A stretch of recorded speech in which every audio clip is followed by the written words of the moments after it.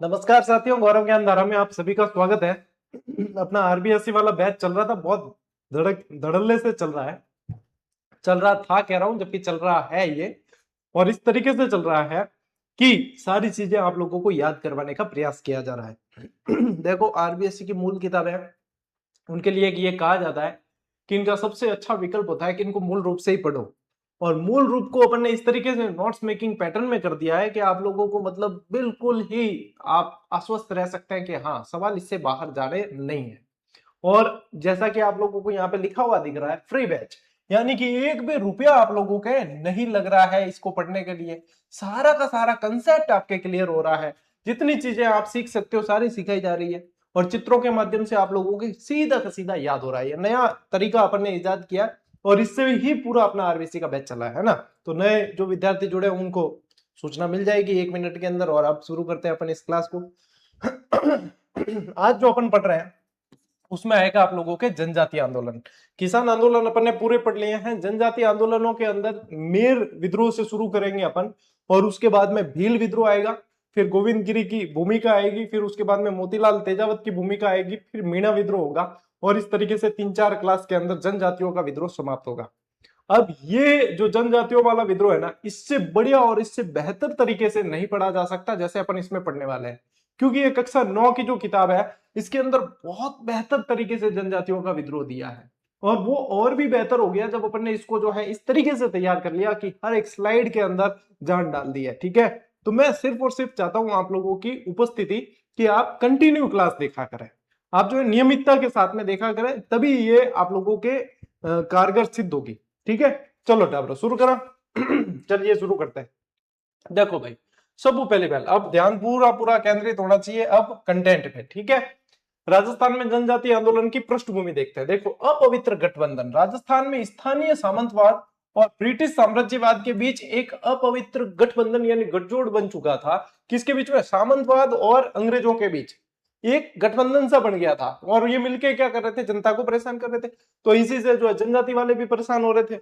सर्वप्रथम प्रतिरोध इस दमनकारी गठजोड़ के विरुद्ध सबसे पहले आवाज उठाने वाले, प्रतिरोध करने वाले 3 प्रमुख जनजातियां थी, जिनमें से नंबर 1 पे आती है मेर, नंबर दूसरे पे मीणा, और नंबर तीसरे पे भील आते हैं। यानी ज्यादातर जो आप लोगों के विद्रोह हुए हैं वो इन्होंने ही किए हैं। सबसे पहले अंग्रेजों का विरोध किया है मेरों ने किया है। क्योंकि अजमेर मेरवाड़ा अपन कहते हैं ना, तो मेर बाहुल्य क्षेत्र अजमेर और उसके आसपास का था। और अंग्रेजों की देखो केंद्र कहां था? राजस्थान का केंद्र, यानी अंग्रेजों का शस्त्रागार देख लो या जो भी है मुख्यावास देख लो, तो वो अजमेर। तो उसके आसपास के जगह जो है वो विरोध हुआ। उसी के पास में ब्यावर पड़ता है, आप लोगों को पता है। तो जब अंग्रेज यहां से जाते थे तो मेर और इनका भय अंग्रेजों को इतना था कि ये एक दूसरे को कहते थे इस एरिया से निकलते तब के बी अवेयर, यानी कि जागरूक रहे, सावधान रहे। क्या कहते हैं? Be aware. तो अपने आसपास वाले लोगों ने वहां पे सुना कि यहां से जब भी अंग्रेज निकलते तब कहते हैं कि बी अवेयर, यानी कि उसका नाम ही पड़ गया, फिर बी अवेयर पड़ा, धीरे धीरे बिगड़ता बिगड़ता ब्यावर हो गया। ठीक है, तो ब्यावर का नाम इस तरीके से पड़ा था उस समय। ठीक है, ध्यान रखेंगे, स्क्रीनशॉट ले लो। चलो आगे बढ़ते हैं। अब सबसे पहले आपको ध्यान रखना है मेर विद्रोह। 1818 से 1824 तक जो है मेर विद्रोह का टाइम पीरियड है। देखिए, अंग्रेजों के आगमन से पहले मेरों द्वारा आबाद यानी बसाए गए क्षेत्र सीधे तौर पर किसी भी बड़ी राजनीतिक सत्ता के नियंत्रण में नहीं थे। यद्यपि मेरों के ये भूभाग भौगोलिक रूप से मेवाड़, मारवाड़ और अजमेर के अंतर्गत आते थे, परंतु प्रशासनिक और राजनीतिक रूप से पूरी तरह स्वतंत्र थे। वैसे देख ले, भौगोलिक रूप से इनके अंतर्गत आते थे, लेकिन प्रशासनिक रूप से इन पे अधिकार नहीं था। इन पे अधिकार किसका था? सिर्फ मेरों का था। क्योंकि बसाए किसने थे? मेरों ने ही बसाए थे। ये ध्यान रखना है आप लोगों को, प्रशासनिक रूप से कोई अधिकार नहीं था। ठीक है, स्क्रीनशॉट लेते जाना हाथों हाथ। अपने मूवी जो है शुरू हो चुकी है। देखिए, विद्रोह का मुख्य कारण क्या था? अंग्रेजों ने सबसे पहले मेरों को अपनी संप्रभुता के अधीन लाकर उन पर पूर्ण नियंत्रण स्थापित करने का प्रयास किया, जो उनके व्यापक विद्रोह का मुख्य कारण बना। देखो, अब जो है शासकों के भी ये अधीन नहीं थे। भौगोलिक रूप से आ रहे थे मारवाड़, मेवाड़ वगैरह के अधीन, लेकिन प्रशासनिक रूप से नहीं थे। अंग्रेजों ने इनके ऊपर प्रभुत्व स्थापित करने की कोशिश की, जिससे इन्होंने अपनी आजादी के ऊपर चोट मानी, और विद्रोह का मुख्य कारण हुआ ये। अब देखिए, अंग्रेज सुपरिटेंडेंट का समझौता हुआ है सन 1818 में। अजमेर के अंग्रेज सुपरिटेंडेंट एफ विल्डर, नाम याद रखना, पूछा जाएगा। क्या नाम है? एफ विल्डर ने मेरवाड़ा क्षेत्र के केंद्र बिंदु माने जाने वाले झाक और अन्य गांवों के साथ एक समझौता किया। ये झाक वाला जो प्रश्न बना भी था एक बार, ठीक है। मेर विद्रोह का केंद्र रहा है। झाक और अन्य गांवों के साथ एक समझौता किया। इस समझौते के अनुसार मेरों ने भविष्य में किसी भी प्रकार की लूटपाट न करने की सहमति दी, ठीक है। एक समझौता किया कि ये लूटपाट नहीं करेंगे। किसने किया है? एफ बिल्डर ने किया है। झाक और अन्य कुछ जो है क्षेत्रों को शामिल करते हुए ये समझौता किया है, ठीक है। देख लीजिए, चित्रों से भी समझ में आ रहा है। ये एफ बिल्डर आ गया, इनसे समझौता करने यहाँ पे समझौता कर दिया और ये समझौता हो गया है, ठीक है। ले स्क्रीनशॉट। चलिए आगे बढ़ते हैं। अब देखिए, अंग्रेजों का विश्वासघात आक्रमण और पुलिस चौकी, 1819 की बात है। समझौता तोड़ने का आरोप लगाया मार्च 1819 में। सुपरिटेंडेंट विल्डर ने एक बेहद साधारण सी घटना को आधार बनाकर मेरों पर पूर्व समझौते को तोड़ने का झूठा आरोप मढ़ दिया। कोई छुटपुट घटना हो गई तो उसका जो है आरोप एक तरीके से लगा के और कहा कि इन्होंने ये समझौता तोड़ दिया है। और विल्डर ने नसीराबाद छावनी से ब्रिटिश सैनिकों के साथ लेकर मेरवाड़ा पर अचानक सैन्य आक्रमण कर दिया। अब क्या किया? यहाँ पे देखो, इनको कहा कि तुमने समझौता तोड़ दिया। और नसीराबाद छावनी से बता रहा हूं ना मैं, मेरवाड़ा वाला क्षेत्र जो वहां पे रहते थे, तो नसीराबाद से बटालियन लेके और उनके ऊपर सैन्य कार्रवाई कर दी। बंदूकें थी अंग्रेजों के पास और जाकर सीधे गोलीबारी करने लग गए। फिर क्या हुआ? दंडात्मक अभियान। मेरों को दंडित करने तथा उन पर 24 घंटे नियमित निगरानी रखने के लिए मेरवाड़ा क्षेत्र में नई ब्रिटिश पुलिस चौकियां स्थापित कर दी गई और इस प्रकार अंग्रेजों द्वारा मेरों को चारों तरफ से घेरने की दमनकारी नीति शुरू की गई। अब ये जो है देखो, वहीं पे पुलिस पोस्ट बना दी। ये देखो, यहाँ पे जो है मेरों के क्षेत्र में ही पुलिस पोस्ट बना दी, पुलिस चौकी स्थापित कर दी नहीं, और यहीं पे जो है यहाँ इनको घेरने की पूरी कोशिश की। मेरवाड़ा बटालियन भी इसी समय बनाई गई थी, जो अपन आगे पढ़ने वाले हैं, ठीक है। एक बार स्क्रीनशॉट लो। देखो भाई, जगह जगह विद्रोह। सन 1820 की बात है। अंग्रेजों की इस घेराबंदी के विरोध में मेरों ने सन 1820 आरंभ होते ही जगह जगह सशस्त्र विद्रोह का बिगुल फूंका और उन्होंने अपने क्षेत्रों में ब्रिटिश पुलिस चौकियों और थानों को जबरन हटाने का प्रयास किया, तोड़फोड़ की, मारपीट की। अब ये क्या था? ये एक्शन का रिएक्शन था, क्रिया की प्रतिक्रिया थी जो मेरों द्वारा की गई, क्योंकि अंग्रेजों ने इनको दमन करना, इनके ऊपर हिंसा करना शुरू कर दिया था, ठीक है। झाक के अंदर एक हत्याकांड होता है जिसका टाइम पीरियड है नवंबर 1820। नवंबर 1820 में झाक नामक स्थान पर मेरों ने ब्रिटिश पुलिस पर भीषण हमला किया। इस ऐतिहासिक झाक हत्याकांड ने अंग्रेज हुकूमत के साथ साथ मेवाड़ और मारवाड़ राज्यों के शासकों की भी पूरी तरह डराकर भयभीत कर दिया था। अब यहाँ पे जो है रौद्र रूप ले चुका था मेरों का जो है हमला, और इतना खतरनाक झाक के अंदर हमला किया है कि यहाँ पे छक्के छुड़ा दिया और जो बाकी शासक थे वो भी यहाँ पे डरने शुरू हो गए थे, ठीक है। लीजिए स्क्रीनशॉट लो एक बार। अब देखिए, मेरों का यह विद्रोह अत्यंत व्यापक और भयानक रूप ले चुका था। विद्रोहियों ने अनेक स्थानों पर ब्रिटिश पुलिस चौकियों को आग के हवाले कर दिया तथा वहां तैनात सिपाहियों को मौत के घाट उतारकर मार दिया, ठीक है। अब यहाँ पे जो है भाई साहब, मेयर जो है आउट ऑफ कंट्रोल हो चुके थे। संयुक्त सेनाओं ने आक्रमण किया इनको दबाने के लिए। फिर संयुक्त सेनाओं ने आक्रमण किया। बढ़ते हुए इस भयानक मेयर विद्रोह को दबाने के लिए एक बहुत बड़ा संयुक्त मोर्चा बनाया गया। एक बहुत बड़ा संयुक्त मोर्चा बनाया जिसमें कौन कौन सी सेनाएं थी? एक तो अंग्रेजी सेना थी, ठीक है, इनकी बटालियन थी, मेवाड़ राज्य की सेना थी और मारवाड़ राज्य की सेना थी। इन्होंने संयुक्त रूप से जो है आक्रमण किया। देखो, तीन झंडे दिख रहे हैं आप लोगों को। इनको संयुक्त रूप से आना पड़ा, तब जाके जो है मेरों का सामना ये कर पाए थे। और विद्रोह का दमन कब करते हैं? जनवरी 1821 के अंदर करते हैं, ठीक है। इन तीनों संयुक्त फौजों ने मिलकर मेरों पर चौतरफा भारी आक्रमण किया। अरे भैया, ये रीस्टार्ट क्यों हो रहा है? ये भी देखो टेक्नोलॉजी है, और टेक्नोलॉजी ज्यादा जो है क्या है कि अंग्रेजों द्वारा वहीं से जो है बनाई गई ज्यादातर। तो ये यहाँ पे अंग्रेजों का जो है हालत खराब हुई तो ये भी रीस्टार्ट हो गया। चलो कोई बात नहीं, ये टेक्निकल चीजें, अपन फिर से इसको शुरू करते हैं, ठीक है। ऐसे व्यवधान आते रहेंगे लेकिन हम रुकने वाले नहीं, हम रुकने वाले नहीं। चलो, ये अच्छा है कि वहीं से शुरू हो गया है, ठीक है। फिर देखो, इन्होंने क्या किया? मिलकर मेरों पर चौतरफा भारी आक्रमण किया, जिसके कारण इस क्षेत्र में भयंकर जनधन की हानि हुई। अंततः ये संयुक्त सेनाएं जनवरी 1821 के अंत तक मेरों के इस पहले बड़े विद्रोह का पूरी तरीके से दमन करने में सफल रही थी। तो ये देख लो टाइम पीरियड, इनका ध्यान रखना है आप लोगों को। एक पहला जो दमन इनका कब किया गया? जनवरी 1821 में जो है किया। वो भी अंग्रेज अकेले नहीं कर पाए थे, मारवाड़ और मेवाड़ की सेनाओं की सहायता ली थी। और चूंकि मारवाड़ और मेवाड़ की सेना भी डरे हुए थे कि आज अंग्रेजों का नंबर है, अपन भी अंग्रेजों का साथ दे रहे हैं, कल अपना नंबर है, तो इसलिए इन्होंने भी इनका साथ दिया मेरों के विद्रोह को दबाने के लिए। ठीक है, ले टावर स्क्रीनशॉट ले जल्दी फटाफट।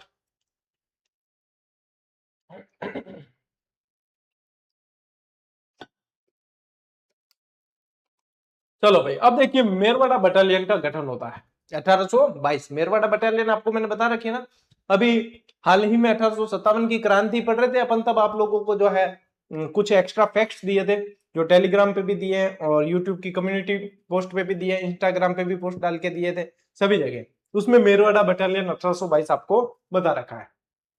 देखिए, मेरों के विद्रोह को पूरी तरह नियंत्रित करने और सेना में शामिल करने के उद्देश्य से 1822 ईस्वी में मेरवाड़ा बटालियन का गठन हुआ।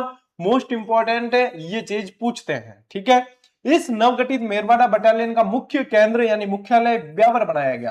कहां पे बनाया गया? ब्यावर में स्थापित किया गया। मैंने आपको पहले ही बता दिया, ये चीजें आपको पहले ही याद हो गई है कि ब्यावर क्यों कहा जाता था, है ना। ये ब्यावर वाला क्षेत्र इसके आसपास पड़ता था, मेरवाड़ा इसीलिए कहा जाता था, इसको मेर ज्यादा थे। ठीक है, इस सैन्य व्यवस्था के स्थापित होने के बाद एक लंबे समय तक संपूर्ण मेरवाड़ा क्षेत्र पर पूरी तरीके से ब्रिटिश साम्राज्य के प्रत्यक्ष नियंत्रण में रहा है, क्योंकि मेरवाड़ा बटालियन का काम ही ये था कि यहाँ पे विद्रोह वापस नहीं हो, ये स्थापित करना। तो यहाँ पे एक तरीके से क्या, मेरवाड़ा क्षेत्र के अंदर इनकी हुकूमत कायम हो गई थी कि ये विद्रोह वापस नहीं करे मेर, इसके लिए ये आश्वस्त थे। ठीक है, चलो डालो, ले स्क्रीनशॉट। कॉमिक्स के अगले पन्ने की तरफ बढ़ते हैं अपन। चल, अब देखिए, शांति स्थापना, समाज सुधार और विद्रोह पर नियंत्रण।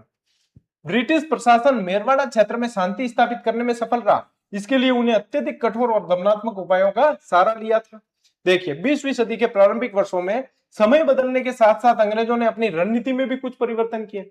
उन्होंने मेरों के बीच विभिन्न प्रकार की समाज सुधार गतिविधियों को प्रारंभ किया और उन्हें मुख्य धारा से जोड़ा जा सके, क्योंकि सामाजिक कुरीतियां जो है जनजाति में ज्यादा थी, जनजातियों के अंदर ज्यादा थी, तो इनको जो है सामाजिक कुरीतियों को दूर करके मुख्य धारा से जोड़ने के प्रयास किए हैं। अंतिम परिणाम 1947 तक कठोर दमन और बाद में किए गए सामाजिक सुधारों की दोहरी नीति के कारण अंग्रेज वर्ष 1947 ईस्वी में तक मेर विद्रोह को पूरी तरीके से नियंत्रित करने में सफल रहे थे। ठीक है, तो मेरों का विद्रोह के अंदर आप लोगों को इतना ही पढ़ना है। अब अगर आगे बढ़ते हैं, जिसमें पढ़ेंगे अपन भील विद्रोह। ठीक है, भील विद्रोह बहुत शानदार तरीके से दे रखा है आपके इस किताब के अंदर, और इसके अलावा फिर बाद में जो है आपके मोतीलाल तेजावत की भूमिका आएगी, गोविंद गिरी की भूमिका आएगी, फिर मीणा विद्रोह आएगा। देखो, थाने एक चीज बताई हुई है कि थ्योरी पूरी की पूरी मैं करवा रहा हूं आप लोगों को, चैप्टर वाइज जैसे जैसे, और नोट्स मेकिंग पैटर्न पे। ऑब्जेक्टिव प्रश्नों के लिए आपको शानदार वस्तुनिष्ठ पुस्तक दी है। उसकी विशेषता यह है कि हर चैप्टर को व्यवस्थित तरीके से दिया है। छठी क्लास के मान लीजिए कि 13 चैप्टर है, 14 चैप्टर है, तो प्रत्येक चैप्टर के जितने प्रश्न बन सकते हैं सब दिए। व्याख्या इतनी शानदार दी है कि पीछे एक भी शब्द नहीं छूटा है। अब तक जितने एग्जाम हुए उसमें परिणाम आप देख चुके हो, और 30,000 से अधिक विद्यार्थी यदि उस पुस्तक को पढ़ रहे हैं, तो यानी कि वो मार्केटिंग या प्रचार का कमाल नहीं है, वो सिर्फ और सिर्फ कंटेंट के अंदर जान डाली गई है, उसका कमाल है। तो बिना देखो कंटेंट के भले चाहे कितनी मार्केटिंग करो, कुछ भी नहीं हो सकता, क्योंकि आजकल विद्यार्थी बहुत समझदार है। इसलिए हर उस चैप्टर को बहुत बेहतर तरीके से उसके अंदर किया गया, और ताकि आप कंफ्यूज नहीं हो कि एकदम सारा मिक्स नहीं हो आपके डेटा, इसलिए उसको चैप्टर वाइज ही रखा है हमने, और चैप्टर वाइज उसको बहुत बेहतर तरीके से तैयार किया है, ताकि आप जैसे ही मान लीजिए आपके अंदर एक ये भय समाप्त होना चाहिए कि आरबीएससी हमने पढ़ी या नहीं पढ़ी।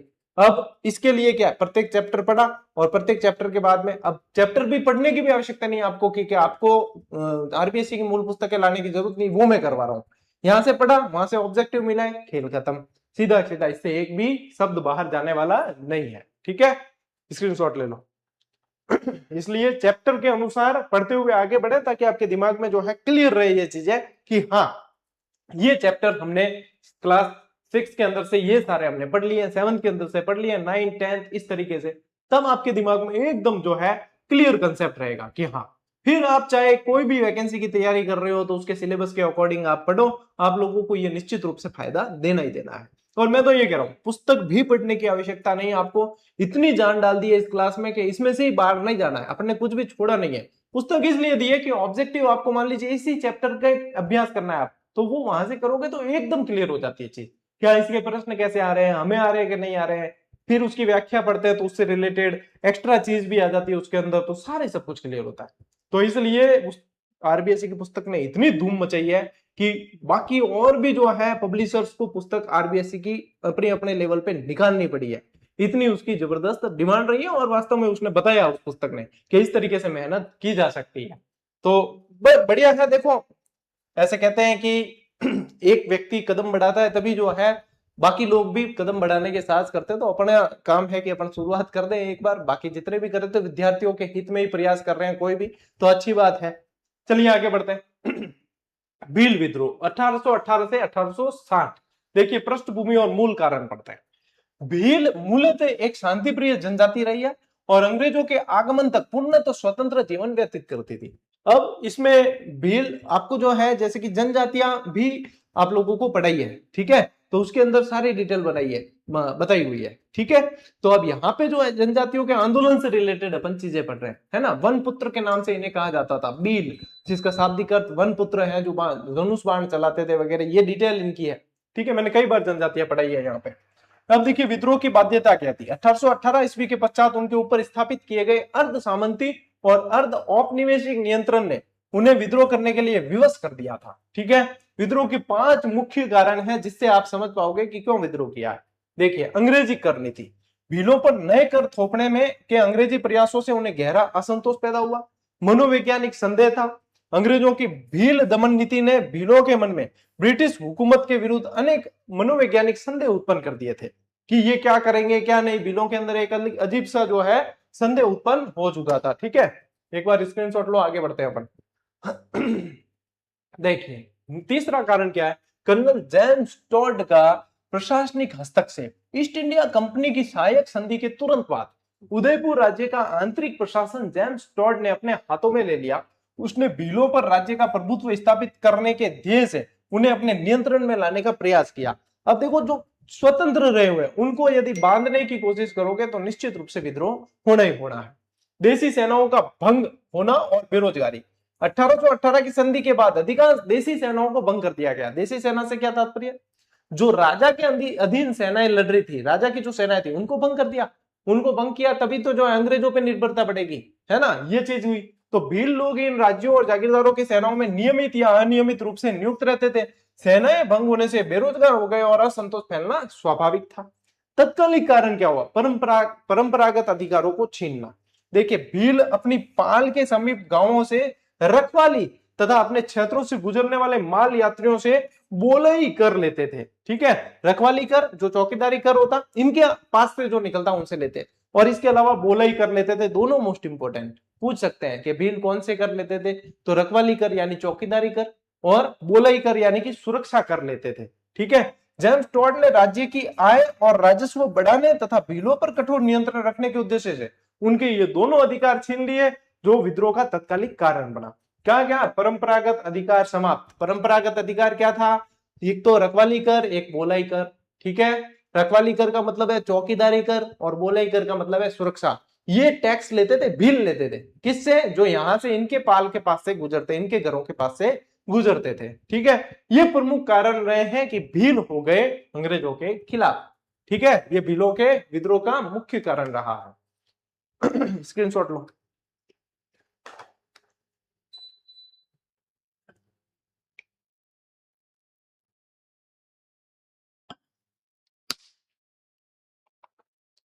स्वतंत्रता की घोषणा, नाकेबंदी और बगावत, ठीक है। देखिए भीलों की चेतावनी। 1818 ईस्वी के अंत तक उदयपुर राज्य के भीलों ने सरकार को खुली चेतावनी देते हुए अपनी स्वतंत्रता की घोषणा कर दी। यदि सरकार उनके आंतरिक मामलों में किसी भी प्रकार का हस्तक्षेप करेगी तो विद्रोह करने के लिए बाध्य होंगे। किसने चेतावनी दी, भीलों ने दी। क्या भाई साहब यदि इंटरफेयर करोगे तो निश्चित रूप से विद्रोह होगा, ठीक है। दूसरी बात देखिए, नाकेबंदी। भीलों ने अपने पूरे क्षेत्रों की मजबूत नाकेबंदी कर दी और राज्य के खिलाफ बगावत का बिगुल फूंक दिया। प्रशासनिक लाचारी क्या थी, इस मजबूत नाकेबंदी के कारण एक लंबे समय तक उदयपुर राज्य के प्रशासनिक अधिकारी भील क्षेत्रों के भीतर घुसने का साहस नहीं कर सके। आप ये सोचिए कि ये कितने शक्तिशाली थे वनपुत्र भील, कि इन्होंने जब नाकेबंदी की है तो प्रशासन की सेना भी अंदर घुसने का साहस नहीं कर सकी है। और समझदार भी कितने थे, चेतावनी दी है तो पहले अपने क्षेत्र की नाकेबंदी कर दी है पहले ही। क्या आप पता है कि अब भाई साहब आमने सामने की बात होगी है ना, और जिगरा कितना था, खुली चेतावनी दी है कि यदि इंटरफेयर करोगे तो भोगना पड़ेगा, फिर विद्रोह होगा जिसके जिम्मेदार आप होंगे। तो बहुत सारी जो है विशेषताएं निकल के आती है यहाँ पे भीलों की। लीजिए स्क्रीनशॉट। अब देखिए ब्रिटिश सैन्य अभियान और दमन जो शुरू होता है, अब घटनाएं चलेगी, ठीक है। देखिए प्रथम सैन्य अभियान 1820 की बात है, ठीक है।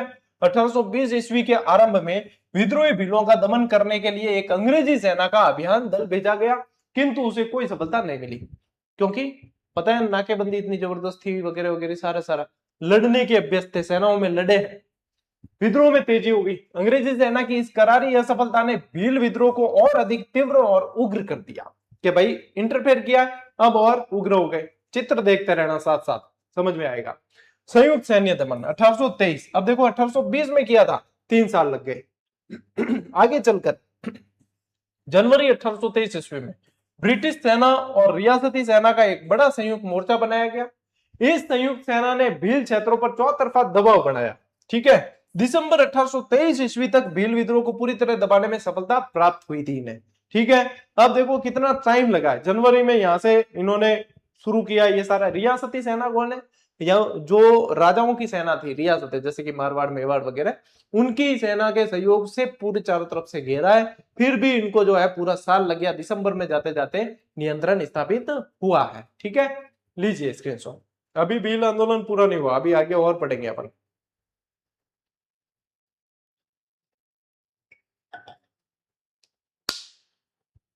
चलो, डूंगरपुर बांसवाड़ा राज्यों के भीलों का विद्रोह 1825, है ना।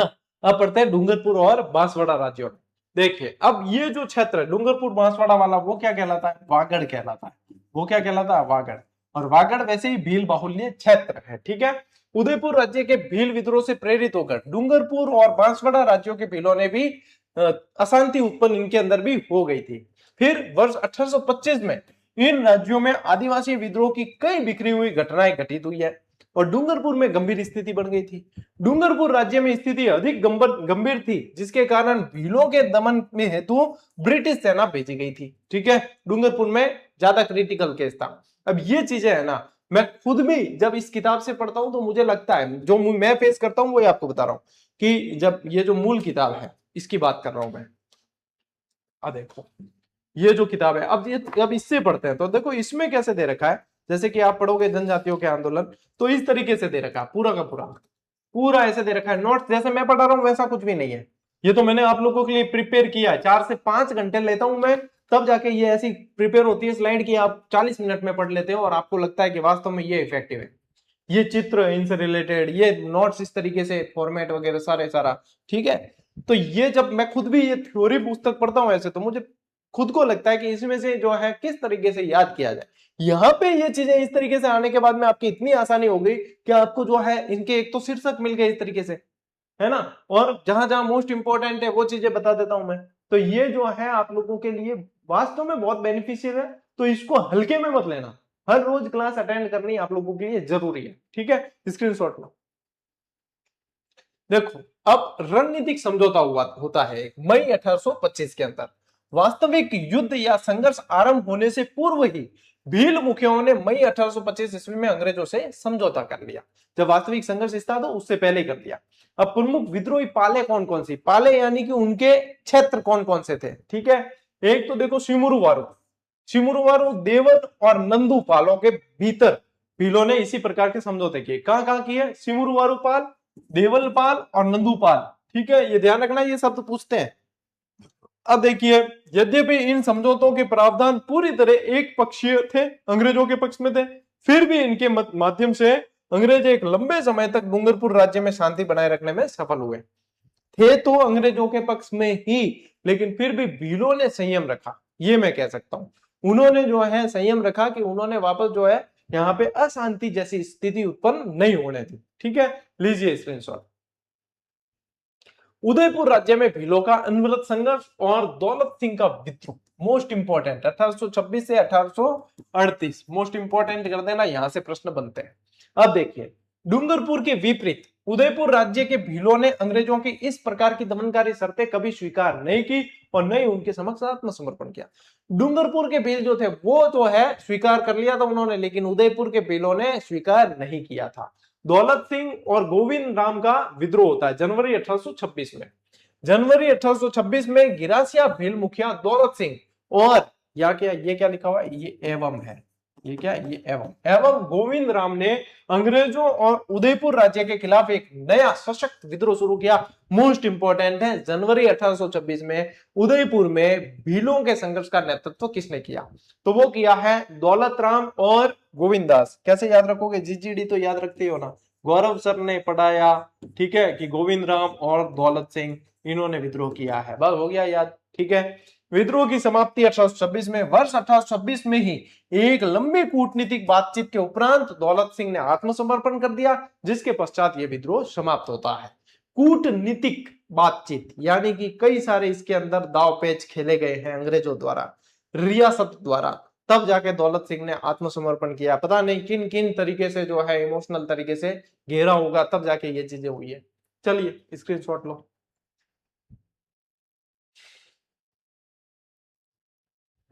देखो, उदार नीति का अनुसरण 1838 ईस्वी तक, 18 अंग्रेजों और उदयपुर राज्य ने वर्ष 1838 तक भीलों के प्रति एक नरम और उदार नीति अपनाई कि 1826 से लगा के 38 तक जो है किसी तरह से ज्यादा दमनकारी नीति नहीं अपनाई गई अंग्रेजों द्वारा, ठीक है। ये सारी चीजें मोस्ट इंपोर्टेंट है, ये सारी चीजें अलग अलग तरीके से पूछी जाएगी आपको, है ना, पूछ सकते हैं कब उदार नीति अपनाई, कब एग्रेसिव नीति रही है, ये सब।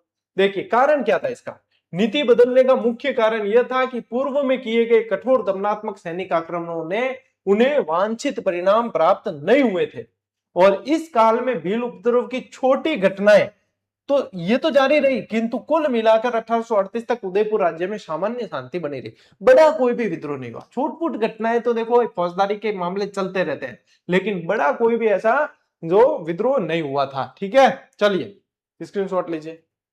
देखो बांसवाड़ा राज्य में भील उपद्रव 1836 की बात है। वर्ष 1836 ईस्वी में बांसवाड़ा राज्य के भीलों ने पुनः उपद्रव शुरू कर दिया। अब देखो वहां पे जो है उपद्रव समाप्त हो गया था डूंगरपुर वाला, यहाँ पे बांसवाड़ा के अंदर फिर से उपद्रव शुरू होता है।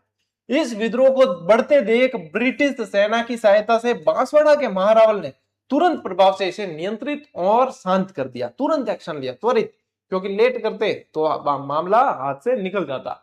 फिर क्या होता है, मेवाड़ भील कोर का गठन 1841, है ना, मेवाड़ भील कोर्प्स कह सकते हैं। अब देखिए सैन्य पद्धति, अंग्रेजों ने बल प्रयोग की नीति जारी रखी और मेरवाड़ा बटालियन की तर्ज पर भीलों के विरुद्ध एक लंबी सैनिक योजना तैयार की। अब यहाँ पे भाई साहब ये ध्यान रखना कि इन सैनिक टुकड़ियों के गठन का क्रम पूछा जाता है, इन बटालियन का। तो अब तो अपन बिल्कुल डिटेल में पढ़ रहे हैं, तो मेरवाड़ा पहले पढ़ा है, मेरवाड़ा बटालियन का गठन भी पहले पढ़ दिया, अब मेवाड़ भील कोर पढ़ रहे हैं अपन, है ना, तो ये ध्यान रखना। अब गठन की स्वीकृति देखिए, इसके पीछे की स्टोरी। अप्रैल 1841 गवर्नर जनरल ने अपनी सलाहकार परिषद की सलाह पर मेवाड़ भील कोर के गठन को आधिकारिक मंजूरी दे दी और इसका मुख्य केंद्र जो है वो उदयपुर राज्य के खेरवाड़ा में रखा गया।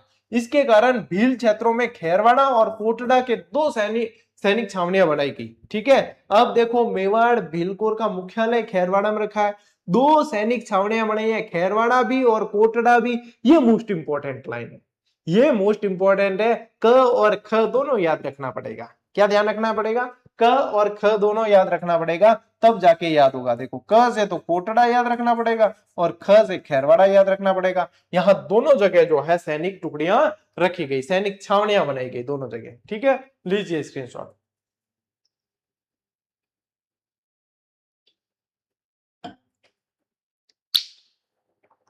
चलो भाई, क्षेत्रीय विद्रोहों का फैलाव और दमन 1844 से 50 तक, ठीक है। बांसवाड़ा और माही का काठा। बांसवाड़ा राज्य में छूटपुट भील विद्रोह हुए। इसी समय माही का काठा एजेंसी के तहत पोसीना यानी कि गुजरात और सिरोही राज्य के भील और ग्रासिया विद्रोही हो गए थे। अब यहाँ पे जो है बांसवाड़ा में छोटी मोटी घटनाएं चल रही। माही का काठा जो गुजरात में पड़ता है, ठीक है, पोसीना और सिरोही राज्य के अंदर जो है ये विद्रोह शुरू हो गए।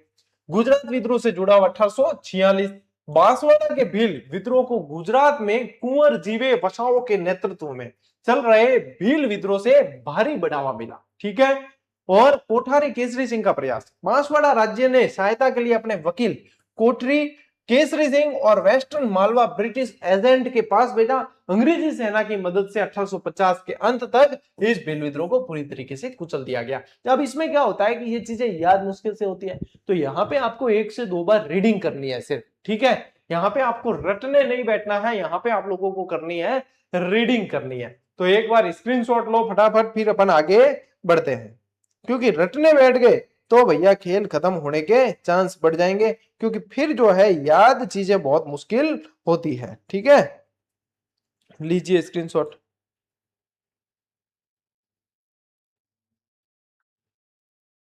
कुंवर जीवे बसाओ, कैसा नाम लगता है ना, ऐसे ही लिखा हुआ है कक्षा 9 की किताब में। अब देखिए शांति काल 1850 से 55 ईस्वी के बीच कोई भी बड़ी भील विद्रोह की घटना नहीं होती है, यानी कि ये एक तरीके से शांति काल रहा है। अब कालीबास विद्रोह दिसंबर 1855, ये प्रश्न बना है, बहुत शानदार यानी कि अव्वल दर्जे का प्रश्न था। उदयपुर राज्य के कालीबास के भील अचानक विद्रोही हो गए। मेहता सवाई सिंह की बर्बरता, 1 नवंबर 1856 महाराणा ने मेहता सवाई सिंह के नेतृत्व में एक सेना भीलों के दमन के लिए भेजी। ये प्रश्न बना था यहां से, ये भी मोस्ट इंपोर्टेंट, कि कालीबास के दमन के लिए किसके नेतृत्व में भेजी, तो सवाई सिंह के। अब इस सेना ने गांवों में आग लगा दी और भारी संख्या में भीलों को मौत के घाट उतार दिया। इसके बाद 1860 तक निरंतर छुटपुट भील विद्रोह होते रहे। तो यहाँ पे मेहता सवाई सिंह याद रखेंगे, साथ ही साथ कालीबास का विद्रोह का टाइम याद रखना। 1857 की क्रांति का रुख देखिए।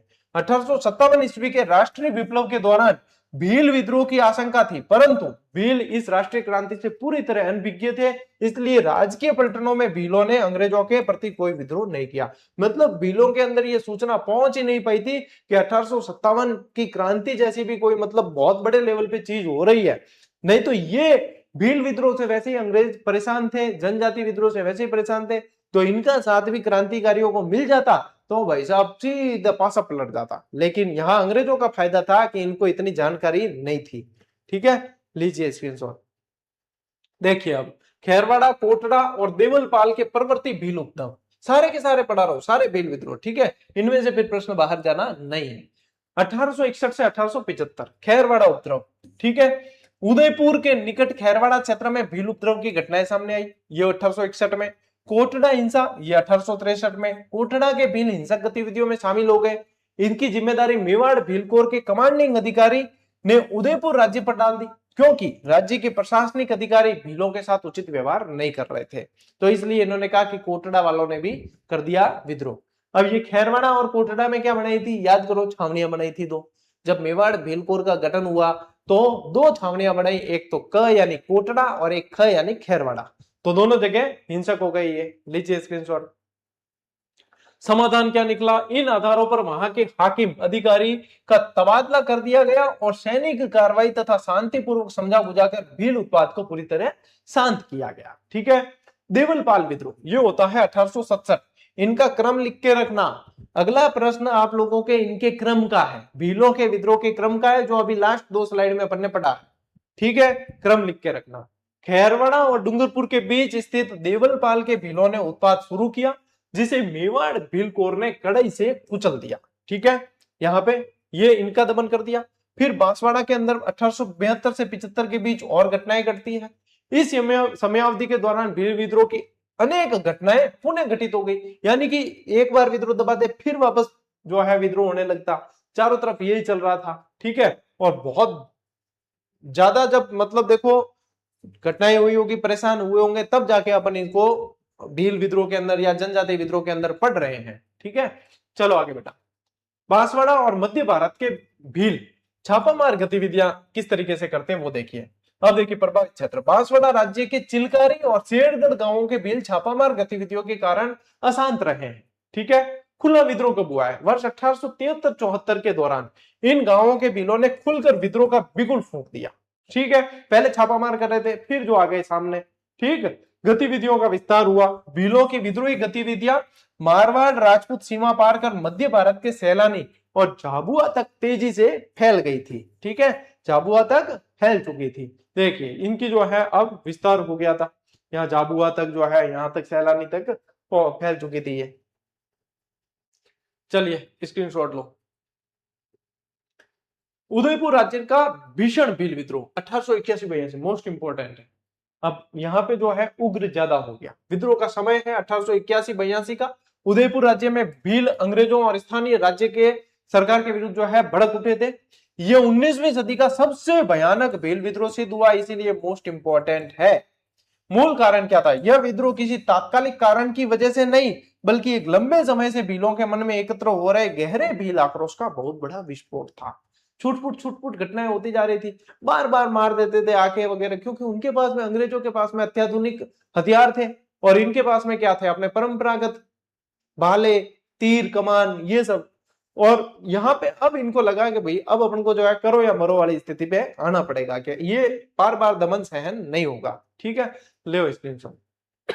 फिर देखिए 12 पाल सैन्य अभियान और बर्बर दमनकारी नीति, मार्च 1881।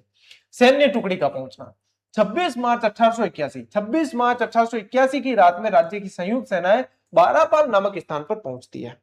ये मोस्ट इंपोर्टेंट है, यहां से प्रश्न बनते हैं बड़े बड़े कूट वाले। आप विश्वास नहीं करोगे, लेकिन जब ये बढ़ेंगे, बड़े पहले भी और बढ़ेंगे, यहीं से बनते हैं सारे सारे।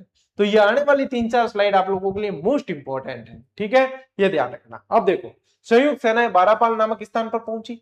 ठीक है, अब इसका नेतृत्व, इस सैन्य टुकड़ी का नेतृत्व जो है वो निम्नलिखित अधिकारियों द्वारा किया गया। किसके द्वारा? मामा अमान सिंह उदयपुर राज्य का आधिकारिक प्रतिनिधि था, लोनारगन जो ब्रिटिश अंग्रेज प्रतिनिधि था, और श्यामल दास जो मेवाड़ महाराणा का निजी सचिव था। और ये भाई साहब मोस्ट इंपोर्टेंट है। क्या पढ़ रहे हैं अपन? बारापाल अभियान पढ़ रहे हैं। इसके अंदर किस किसने किया? ये तीनों खड़े हैं, देख लो बारापाल के अंदर कौन कौन है। फिर से देखो, मामा अमान सिंह है, लोनारगन है और श्यामल दास है। ठीक है, इन्होंने जो है यहाँ पे संयुक्त रूप से नेतृत्व किया है। लीजिए स्क्रीनशॉट। चलो देखो, बारापाल सैन्य अभियान के अंदर ही प्रथम दिवस का अत्याचार 27 मार्च 1881। राजकीय और ब्रिटिश सेना ने बारापाल में बर्बरता दिखाते हुए भीलों की सैकड़ों झोपड़ियों को पूरी तरीके से जलाकर राख कर दिया। पहले दिन 27 मार्च की बात है। ठीक है, देखो सैकड़ों झोपड़ियां जला दी। दूसरा दिन 28 मार्च, अगले दिन 28 मार्च को भी सेना का भीषण सैनिक अभियान अनवरत जारी रहा। इस दौरान बारापाल के आसपास स्थित भीलों के अन्य झोपड़ों को भी निरंतर चुन चुनकर जलाया जाता रहा। सब जला रहे थे, इनकी बस्तियां पूरी पूरी जला रहे थे।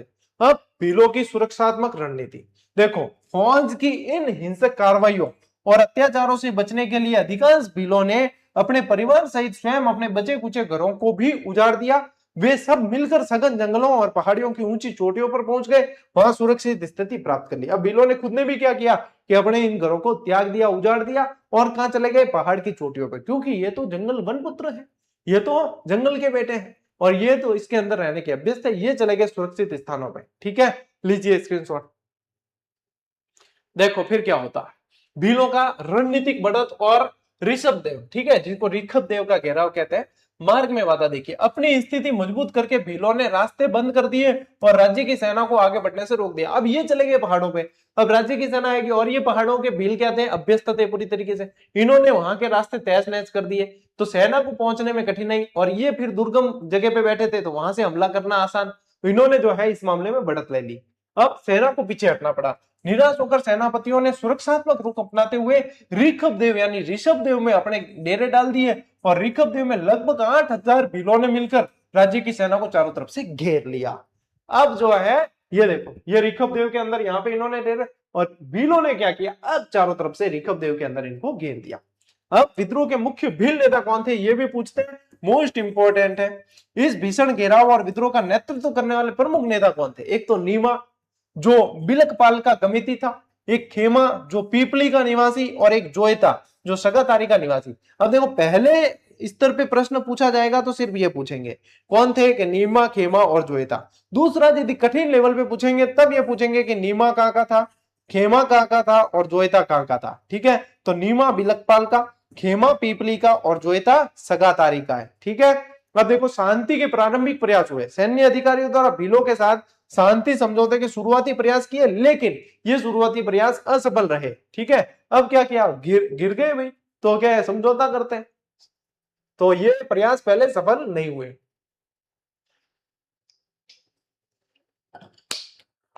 फिर ऋखबदेव समझौता होता है 25 अप्रैल 1881 को।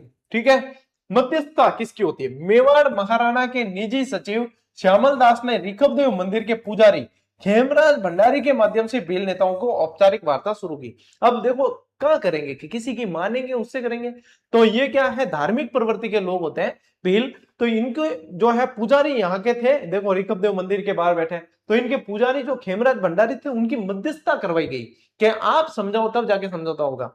समझौते की तिथि देखिए, लंबी बातचीत के बाद आखिरकार 25 अप्रैल 1881 को भीलों और राज्यों के बीच में लिखित समझौता होता है। ठीक है, क्या होता है वो पढ़ते हैं अभी, पहले स्क्रीनशॉट लो। देखो समझौते की मुख्य शर्तें क्या है, राज्य की ओर से पहले, ठीक है, यानी कि प्रशासन की ओर से।